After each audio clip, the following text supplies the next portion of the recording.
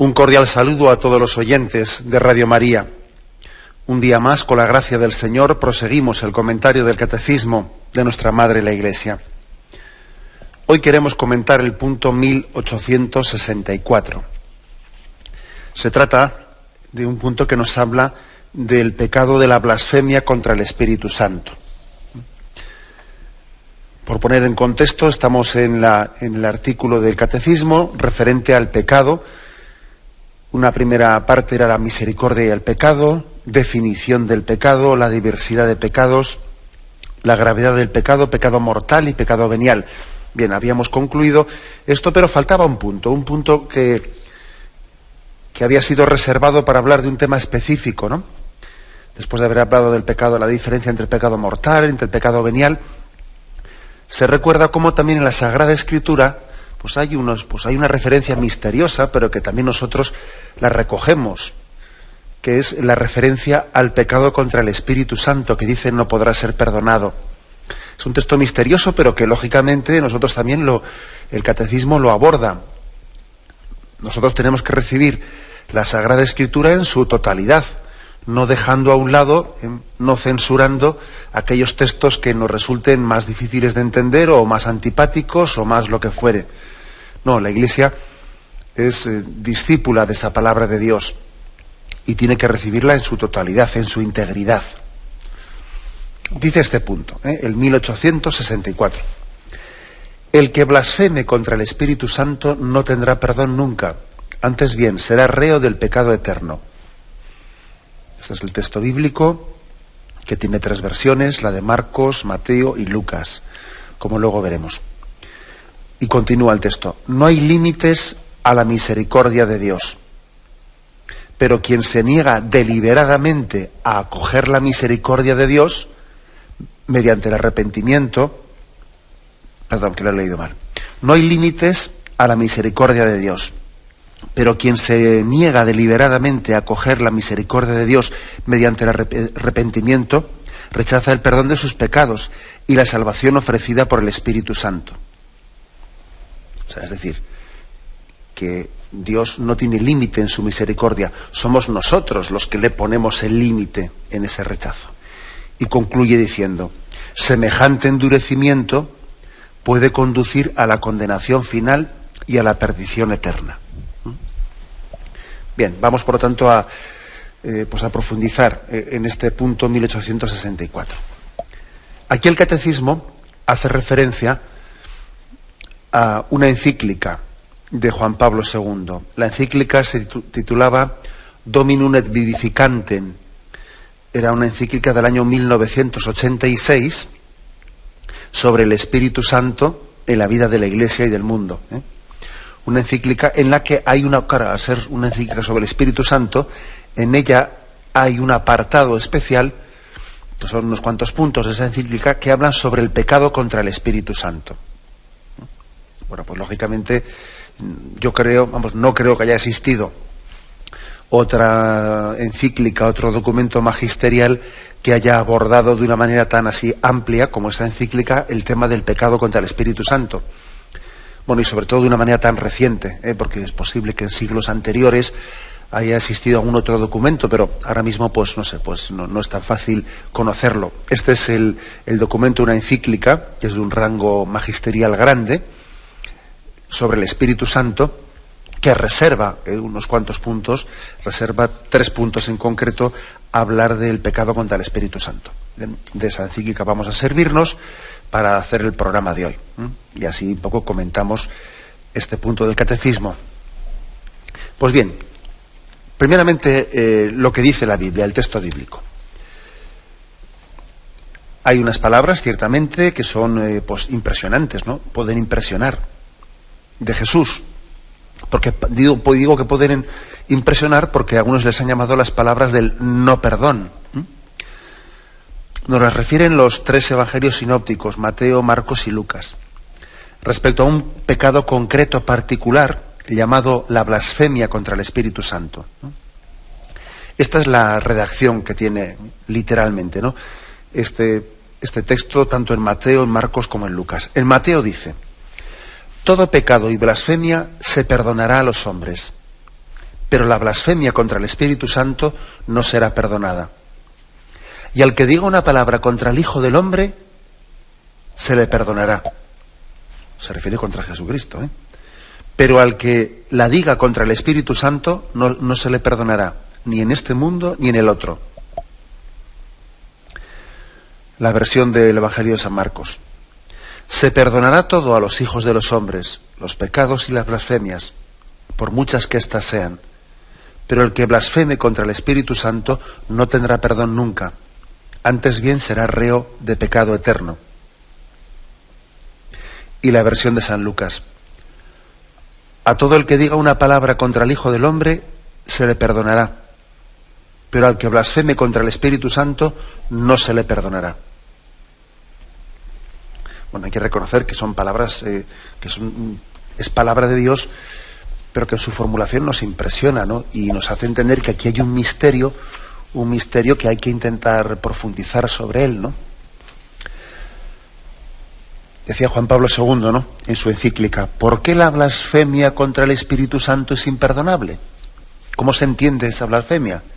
Y sobre todo, ¿no?, ¿cómo es posible que, dice, la blasfemia contra el Hijo del Hombre, o sea, la blasfemia contra Jesucristo, contra el Padre, podrá ser perdonada, pero no la blasfemia contra el Espíritu Santo? ¿Eso cómo se entiende, no? ¿Cómo se entiende esta blasfemia? Santo Tomás de Aquino responde, que se trata de un pecado irremisible, irremisible según su naturaleza, en cuanto excluye aquellos elementos gracias a los cuales se da la remisión de los pecados. Es decir, la explicación de Santo Tomás de Aquino es que el pecado contra el Espíritu Santo es irremisible, no tiene perdón, porque precisamente consiste en excluir aquello que hace posible el que los pecados sean perdonados, que es el arrepentimiento. Si lo específico del pecado contra el Espíritu Santo consiste en la impenitencia, en el rechazo de la conversión, en la dureza del corazón, claro, entonces es imperdonable, porque tú mismo lo haces imperdonable, claro. Según esta exégesis, entonces la blasfemia, dice Juan Pablo II, no consiste en el hecho de ofender con palabras al Espíritu Santo. O sea, no hay que entender aquí la palabra blasfemia, según dice Juan Pablo II, en el sentido literal que nosotros entendemos de blasfemar contra el Espíritu Santo es decir una palabrota. Decir una palabrota. No. Se refiere blasfemia no en el sentido de palabrota, sino en el sentido de actitud. Estás blasfemando contra Dios. Bien, eso puede ser entendido como que has dicho una palabrota frente a Dios, pero también puede ser en tu actitud, en tu soberbia, te estás rebelando frente a eso se refiere. No en el sentido de palabrota que salgan de tus labios, porque, ojo, alguien puede estar blasfemando con su vida, con su actitud está haciendo un acto de rebelión, de blasfemia, sin que esté diciendo una palabra, porque es su actitud de corazón la que está blasfemando contra, a eso se refiere. Consiste, por lo tanto, como decía, no tanto en la palabrota contra el Espíritu Santo, sino en el rechazo de aceptar la salvación que Dios ofrece al hombre por medio del Espíritu Santo, que actúa en virtud del sacrificio de la cruz. Ahora vamos a hablar un poco sobre este tema, ¿no? En el rechazo de aceptar la salvación de Dios. Aquí, lógicamente, pues hay que hacer referencia a, primero, que Dios nos ha creado libres, y como libres que somos, pues hay un misterio, lógicamente, por parte de Dios de respeto de la libertad del hombre. El hombre puede ser libre para rechazar la salvación de Dios. Lo hemos oído en este programa también decir, ¿no? Pues que la condenación es posible, claro que es posible. Y no por falta de misericordia de Dios, sino porque el misterio de la libertad del hombre puede llegar hasta rechazar la misericordia de Dios. El Catecismo de la Iglesia Católica define la condenación eterna como la autoexclusión del hombre de la misericordia de Dios. El hombre se puede autoexcluir Y ahí está el famoso texto este de San Agustín, que tantas veces citamos: el que te creó sin ti, no te salvará sin ti. Es decir, la salvación supone el que tú libremente te abras a la misericordia de Dios. Si tú libremente no te abres a ella, no te salvarás. Nosotros no somos salvados sin nuestro concurso, sin nuestra colaboración, sin nuestro sí, un sí pronunciado en nuestra vida, ¿no?, como apertura a esa gracia de Dios. Por lo tanto, en la última, si esto se afirma así, ¿no?, de toda nuestra vida, lo afirmamos especialmente de este pecado, llamado pecado contra el Espíritu Santo, porque precisamente consiste en esa impenitencia de no abrirse a la salvación, del rechazo de la gracia. Viene a nuestra mente, ¿no?, evidentemente, aquel pasaje de la Sagrada Escritura del Evangelio en el que Jesús, viendo Jerusalén ante sus ojos, lloró. Y lloró porque era rechazada la gracia. Jerusalén, Jerusalén, que apedreas a los profetas, que rechazas a los que te son enviados, ¿no? ¿Cuántas veces he querido reuniros, ¿no?, como la gallina reúne bajo sus alas a sus polluelos, y no habéis querido y lo habéis rechazado? O sea, existe, por lo tanto, el misterio del rechazo de la gracia, del endurecimiento, ¿no? Bueno, esto es un presupuesto básico, lógicamente, para entender el pecado de la blasfemia contra el Espíritu Santo, ¿no? O sea, la libertad del hombre tiene consecuencias eternas, ¿no? El hombre, en su actitud, puede estar definiendo su vida, ¿eh?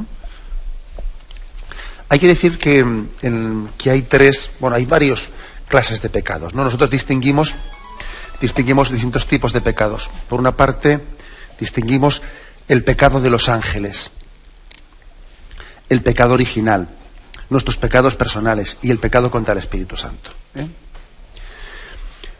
El pecado de los ángeles, el de los ángeles caídos, era un pecado de máxima gravedad, ¿eh?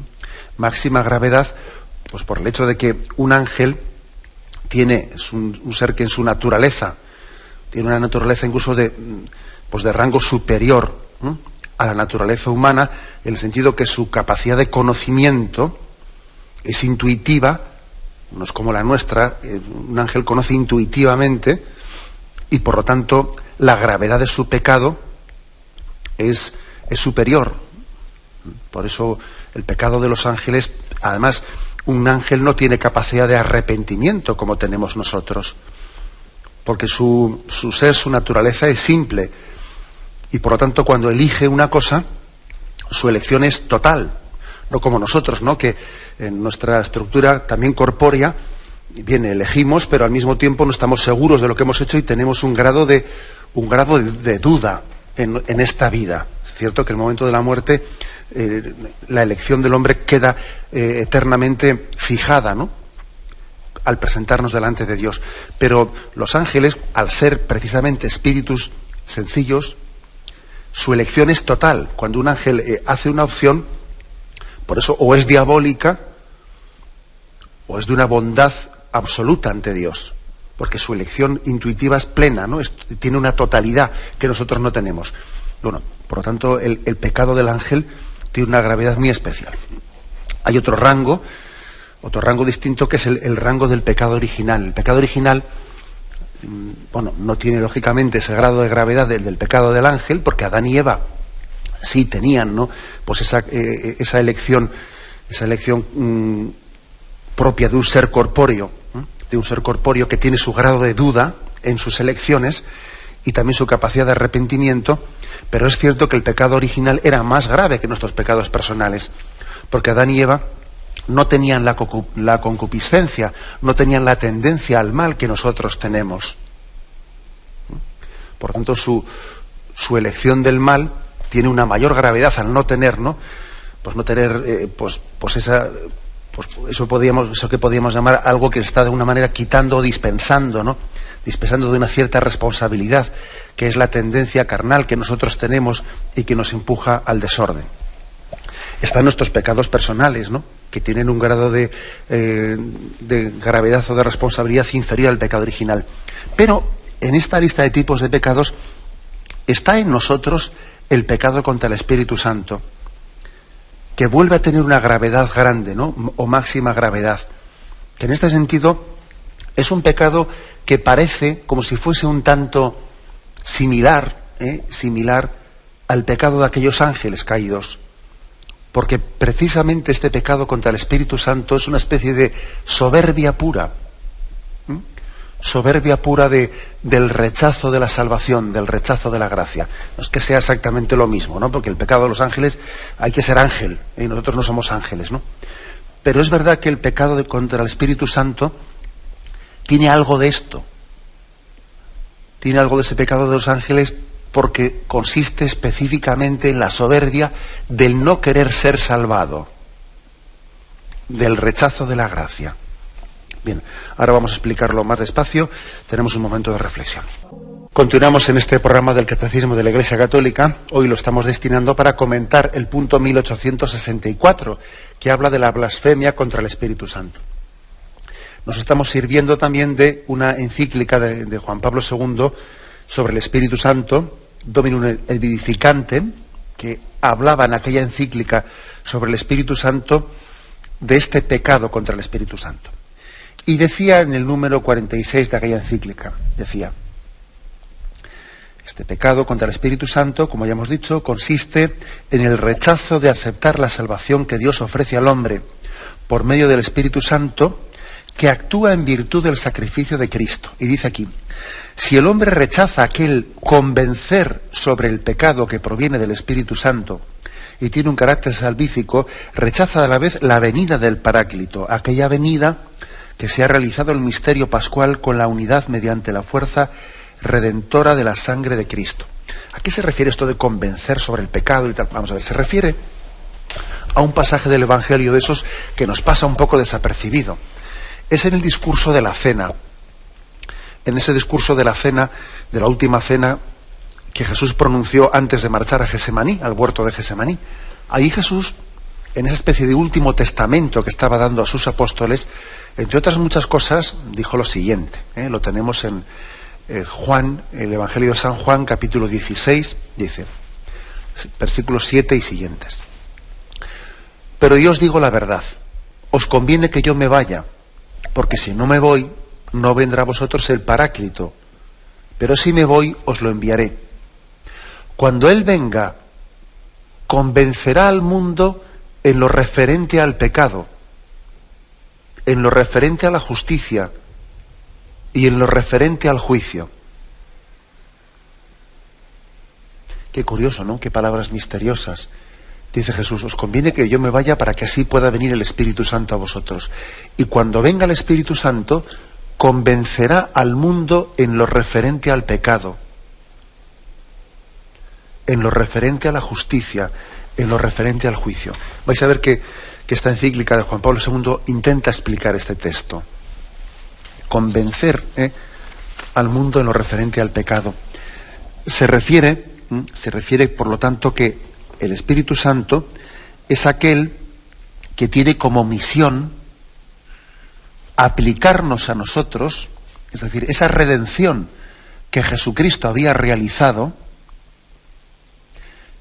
hacer que nosotros la apropiemos. Hay una redención objetiva y una redención subjetiva. La redención objetiva la realiza Jesucristo, enviado por su Padre a la cruz, ¿no? Él allí nos obtiene el perdón de los pecados. Objetivamente hablando, hemos sido salvados por Jesucristo, ¿no? Su sangre derramada en la cruz ha obtenido el perdón de los pecados. Así es objetivamente. Sí, pero es que hará falta lo subjetivo, es decir, hará falta el que tú te apropias de esa sangre redentora, el que tú la hagas tuya, el que tú abras tu vida a la redención, el que tú te dejes perdonar, te dejes purificar por esa sangre que Jesús derramó allí. Porque claro, una cosa es que Él allí obtuviese eso, ¿no? Sí, pero otra cosa es que tú ahora lo hagas tuyo. Y a esto se le llama la redención subjetiva, ¿no? Subjetiva porque tú te lo tienes que apropiar a ti, en tu persona.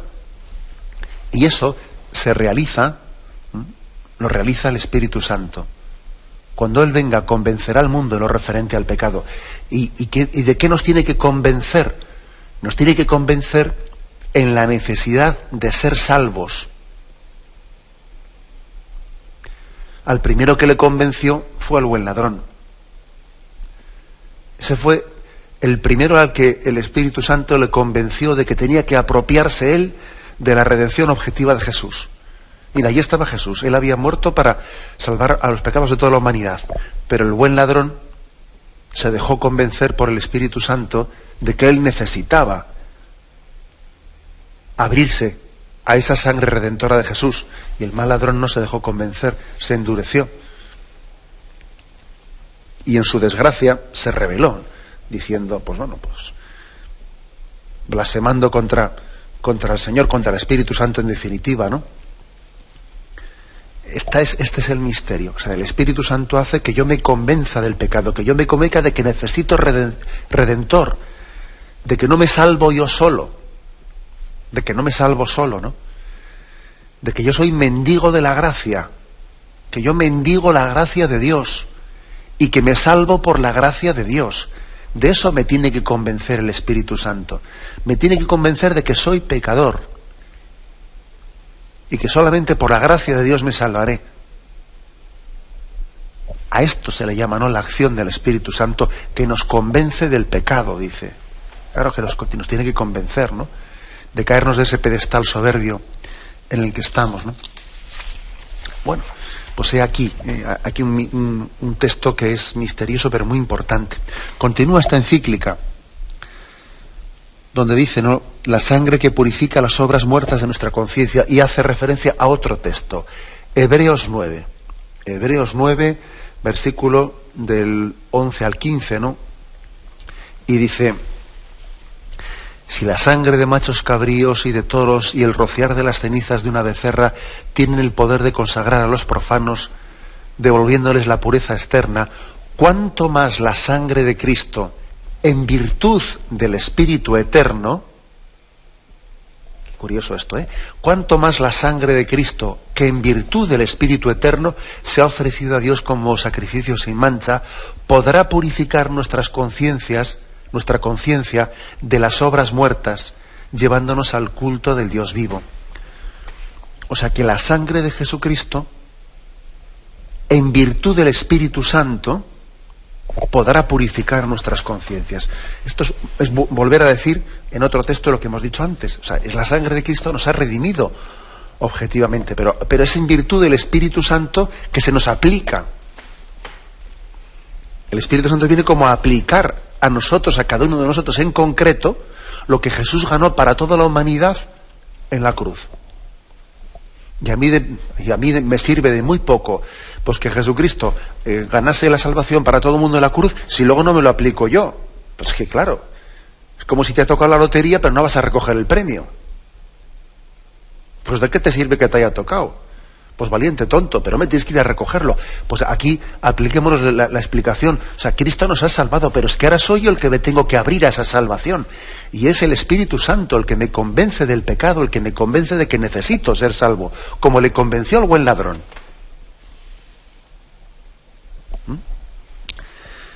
Y continúa el Papa, ¿no?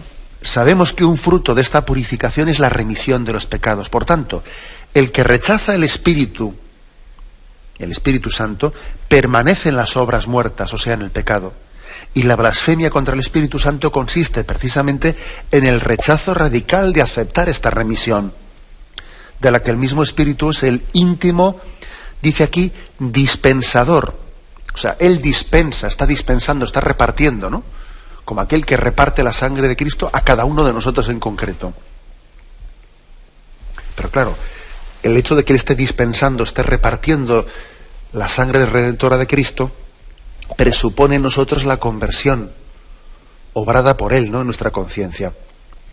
Si Jesús afirma que la blasfemia contra el Espíritu Santo no puede ser perdonada ni en esta vida ni en la futura, es porque esa no remisión de los pecados está unida a la no penitencia, al rechazo radical de la conversión. Y continúa Juan Pablo II, lo que significa el rechazo de acudir a las fuentes de la redención. las cuales están siempre abiertas, pero nosotros podemos rechazarlas, claro. El Espíritu Santo tiene, por lo tanto, el poder de recibir esa salvación de Cristo y repartirla. Dice, por eso, Él recibirá de lo mío, dijo Jesús. Él recibirá de lo mío y os lo dará a vosotros.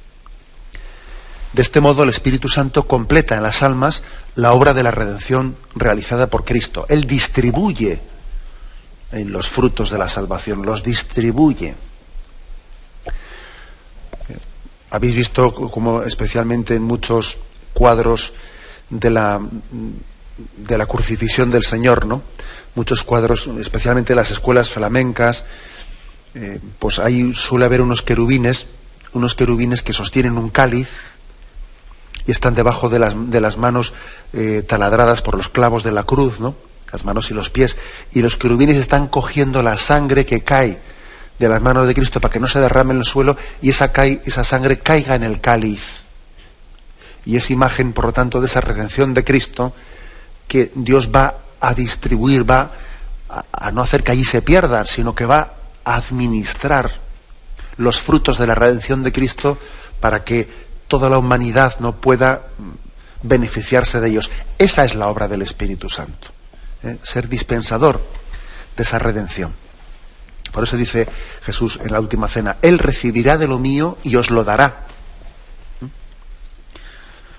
Bueno, por lo tanto, esa blasfemia contra el Espíritu Santo es una especie de pretendido derecho a perseverar en el mal. Así lo define, como si uno dijese, yo tengo derecho a permanecer en lo mío, yo no necesito redención, fijaros bien, yo no quiero ser salvado por Dios, yo no necesito Dios que me salve. No necesito Dios que me salve. Ya me salvo yo solo. Ese es el pecado contra el Espíritu Santo.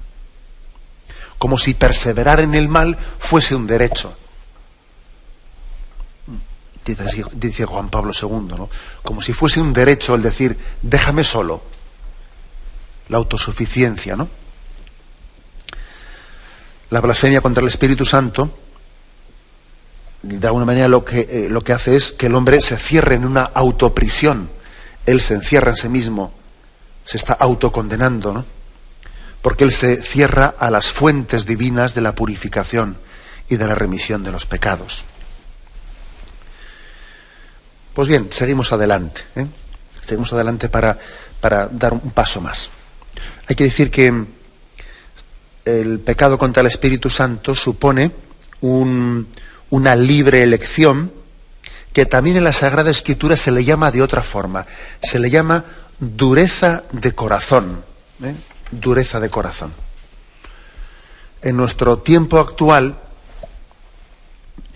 tenemos que estar alerta porque en la cultura actual existe pues ciertos signos que nos dan a entender que se está contagiando de una filosofía, de una forma de ver las cosas que no está tan distante del pecado contra el Espíritu Santo, no está tan distante, ¿no? Esa pérdida del sentido del pecado que existe en nuestra sociedad nos hace proclives, ¿no?, a ser víctimas del pecado contra el Espíritu Santo. Es lo que Pío XII afirmó diciendo que el pecado de nuestro siglo es la pérdida del sentido del pecado, decía él. Él se refería al siglo XX, ¿no? Y era en su tiempo. Yo no sé qué hubiese dicho Pío XII si hubiese vivido el momento actual. Si dijo entonces aquello de que el pecado de nuestro siglo es la pérdida del sentido del pecado, hay que añadir, y esta pérdida del sentido del pecado está acompañada por la pérdida del sentido de Dios.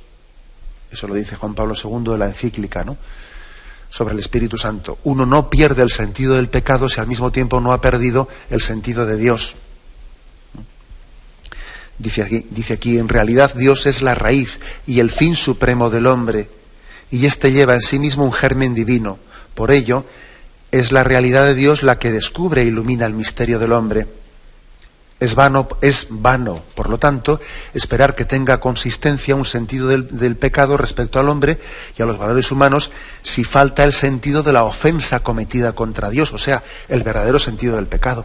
O sea, claro, cuando perdemos el sentido del pecado es porque hemos perdido el sentido de Dios.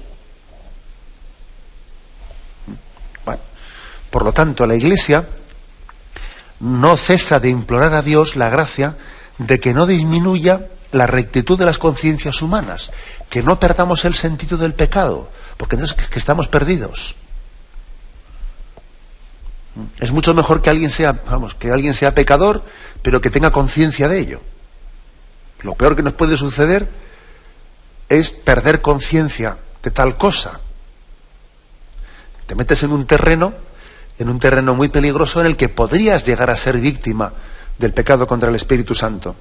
Porque tú te crees que no necesitas redención, te crees que no necesitas salvación. La Iglesia procura educar las conciencias de manera que no perdamos el sentido del pecado. Intenta educar en la sensibilidad ante el bien y ante el mal. Esta rectitud y esta sensibilidad están profundamente unidas a esa acción íntima del Espíritu Santo, el Espíritu de la verdad, que viene a iluminarnos, ¿no?, y a dar una rectitud a nuestra conciencia. Bueno, así se entiende, dice aquí, pues esta encíclica de Juan Pablo II que estamos comentando, algunas palabras del apóstol San Pablo, ¿no? Por ejemplo, cuando dice, no entristezcáis al Espíritu Santo, lo dice en Efesios 4:40, ¿no? No entristezcáis al Espíritu Santo, es decir, no te endurezcas, deja que Él te ilumine. Deja que Él te ilumine, sé dócil a su acción. No entristezcáis al Espíritu Santo con el que fuisteis sellados en el día de la redención. O dice también 1 Tesalonicenses 5:19, no extingáis al Espíritu Santo. Pues lo mismo, dicho de otra manera, extinguir o entristecer. O sea, deja que el Espíritu Santo te ilumine, no, a veces la conciencia la endurecemos. Hay una especie como de costra, una costra que te rebota, ¿no?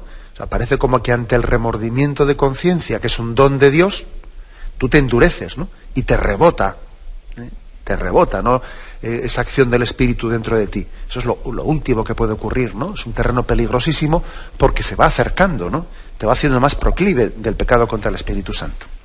Por eso la Iglesia ruega por el hombre, intenta educarle y intenta educar las conciencias humanas en una rectitud y en una sensibilidad ante el bien y ante el mal. Bien, tenemos un momento de reflexión y continuaremos enseguida. Continuamos en este programa del Catecismo de la Iglesia Católica explicando el punto 1864, punto referido a la blasfemia contra el Espíritu Santo, de la que dice la Sagrada Escritura que no podrá ser perdonada. Nos habíamos apoyado en un texto que es el de Juan, capítulo 16, versículos 7 y siguientes, que ahora pues vamos a explicar un poco más. Pero yo os digo la verdad, os conviene que yo me vaya, porque si no me voy, no vendrá a vosotros el Paráclito, pero si me voy, os lo enviaré. Cuando Él venga, convencerá al mundo en lo referente al pecado, en lo referente a la justicia y en lo referente al juicio. En lo referente al pecado porque no creen en mí. En lo referente a la justicia porque me voy al Padre y ya no me veréis. En lo referente al juicio porque el príncipe de este mundo está juzgado. Se refiere a Satanás. Bueno, un texto misterioso, pero que también Juan Pablo II en su encíclica intenta iluminar. Cuando Él venga, convencerá al mundo en lo referente al pecado, en lo referente a la justicia y en lo referente al juicio. En lo referente al pecado porque no creen en mí. En lo referente a la justicia porque me voy al Padre y ya no me veréis. Y en lo referente al juicio porque el príncipe de este mundo está juzgado. ¿Cómo comenta Juan Pablo II en aquella encíclica sobre el Espíritu Santo ese texto? Que nos resulta pues más misterioso. Bien, dice Jesús en el discurso de despedida, ha unido estos tres ámbitos del convencer Esto de convencerá en lo referente al pecado, en lo referente a la justicia, en lo referente al juicio, como componentes de la misión del Espíritu Santo. El Espíritu Santo tiene la misión de convencernos en estas tres cosas: lo referente al pecado, a la justicia y al juicio. Ellos señalan la dimensión de aquel misterio de la piedad, que la historia del hombre se opone al pecado, es decir, el misterio de la impiedad. Hay un misterio en el que el hombre puede cerrarse al don de la piedad. Bueno, San Agustín, que aquí lo cita Juan Pablo II, expresa que existe, por una parte, el amor. Hay dos amores, dice San Agustín. Hay dos amores. El amor de uno mismo hasta el desprecio de Dios. Y aquí el pecado contra el Espíritu Santo, ¿no? Y por otro lado, el amor de Dios hasta el desprecio de uno mismo. Mira a los mártires. Han amado a Dios hasta el punto de despreciar la propia vida. No es que se desprecien a sí mismos, que igual sería una mala interpretación de ese texto. Uno tiene que amarse a sí mismo porque Dios le ama. Pero San Agustín no lo dice en este sentido. Dice, mira, aquí hay dos amores. El amor de uno mismo hasta el desprecio de Dios, y el amor de Dios hasta el desprecio de uno mismo. Amar a Dios por encima de mis intereses, de mi egoísmo. He aquí la grandeza del hombre y también la vulnerabilidad del hombre. Mira qué grande es el hombre para ser capaz de una cosa y de su contraria, para ser capaz de la santidad de un mártir, ¿no?, que es capaz de entregar su vida, ¿no?, y de que el amor a Dios y al prójimo sea más fuerte que el amor a su propia vida. Mira qué grande es el hombre. Y mira también la cruz de la moneda, ¿no? La cruz de la moneda es, mira al hombre qué egoísta puede llegar a ser, que por amarse a sí mismo y por amar sus cosas y su yo y su ego, es capaz hasta de despreciar a Dios y acabar con el prójimo. De hacer del prójimo, pues auténticamente su víctima, y de despreciar a su creador y a su padre, que es Dios. O sea, fíjate la cara y la cruz de lo que es el hombre.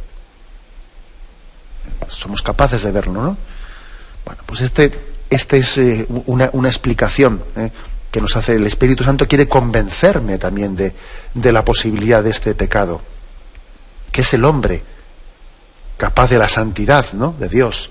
Sed santos como vuestro Padre Celestial es santo, o al mismo tiempo es capaz de obrar diabólicamente, siendo también totalmente esclavizado por el príncipe de este mundo, por Satanás. Es capaz de la santidad y del otro. Es un misterio. El hombre tiene esa capacidad. Bueno, entonces continúa Juan Pablo II. La Iglesia eleva sin cesar su oración y ejerce su ministerio para que la historia de las conciencias y la historia de las sociedades en la gran familia humana no se abajen al polo del pecado con el rechazo de los mandamientos de Dios hasta el desprecio de Dios, sino que por el contrario se eleven hacia el amor en el que se manifiesta el Espíritu que da vida. Bueno, de acuerdo. Podríamos decir que aquí ya hemos explicado un poco qué significa eso de que el Espíritu Santo viene a convencernos en lo referente al pecado y en lo referente a la justicia, porque aquí por justicia se entiende santidad. O sea, el Espíritu Santo viene a explicarte la capacidad de pecar que el hombre puede llegar a tener y la capacidad de santidad que el hombre puede llegar a tener. Nos falta lo del juicio, que el Espíritu Santo viene a convencernos también lo referente al juicio. Y lo explica de esta forma Juan Pablo II. Los que se dejan convencer en lo referente al pecado por el Espíritu Santo, se dejan convencer también en lo referente a la justicia y al juicio. De este modo, dice, somos conducidos fuera del ámbito del juicio, de aquel juicio mediante el cual el príncipe de este mundo está juzgado. Los que se convierten, pues, son conducidos por el Espíritu Santo fuera del ámbito del juicio e introducidos en la justicia de Jesucristo. Esta es la justicia del Evangelio de la redención, la justicia del sermón de la montaña y de la cruz, que realiza la purificación de la conciencia por medio de la sangre del Cordero. Es decir, dicho así en palabras un poco más, más sencillas. Cuando dice que nos viene a convencer en lo referente al juicio es diciendo, mira, el príncipe de este mundo, o sea, el Satanás, es juzgado por Dios. Nosotros, sin embargo, dice, salimos fuera del ámbito del juicio, de ese juicio a Satanás, porque pedimos misericordia. O sea, es decir, por supuesto seremos juzgados por Dios, ¿no? Pero no en este sentido en el que es juzgado Satanás, porque él no se abre a la misericordia. Sin embargo, el juicio del hombre será un juicio de misericordia. Un juicio de misericordia. Sin embargo, el juicio del que peca contra el Espíritu Santo es lo mismo que el juicio que tiene Satanás, porque es un juicio en el que alguien no se abre a la misericordia. Es un juicio sin apertura al don de Dios de la misericordia. Y nosotros, sin embargo, por el don del Espíritu Santo, seremos juzgados en un juicio de misericordia.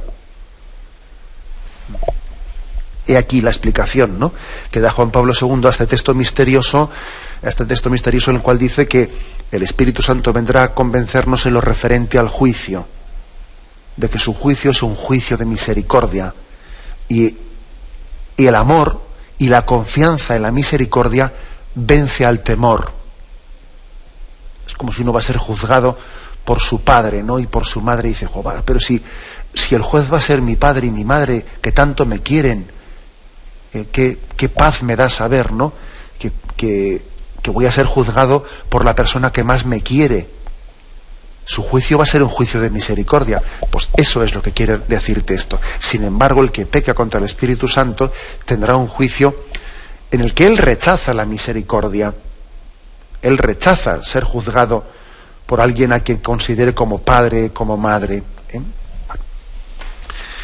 Pues bien, nos quedamos en estas reflexiones, que son, bueno, pues reflexiones, como veis, profundas, recogidas en esta encíclica de Juan Pablo II sobre el Espíritu Santo, y que aquí el catecismo pues también nos recuerda en el punto 1864. Pedimos especialmente, ¿no?, pues a la Virgen María ese don de tener un alma humilde, perfectamente abierta, sedienta del don de la gracia, del don de la misericordia. El mejor antídoto contra el pecado, contra la blasfemia, contra el Espíritu Santo, el mayor antídoto, sin duda alguna, es la devoción a la misericordia. El que alguien se sienta necesitado de la misericordia. La devoción a la misericordia de Dios es el mayor antídoto frente a este pecado, porque uno se hace mendigo de la gracia, necesitado de la salvación de Dios. He aquí el mayor antídoto, la mejor medicina frente a este pecado. Dios mío, misericordia, ¿no? Señor, ten piedad de mí. Pues esa es el mayor antídoto, ser capaz de pedir y rogar con esa humildad a Dios el don de la salvación. Me despido con la bendición de Dios Todopoderoso, Padre, Hijo y Espíritu Santo, descienda sobre vosotros. Alabado sea Jesucristo.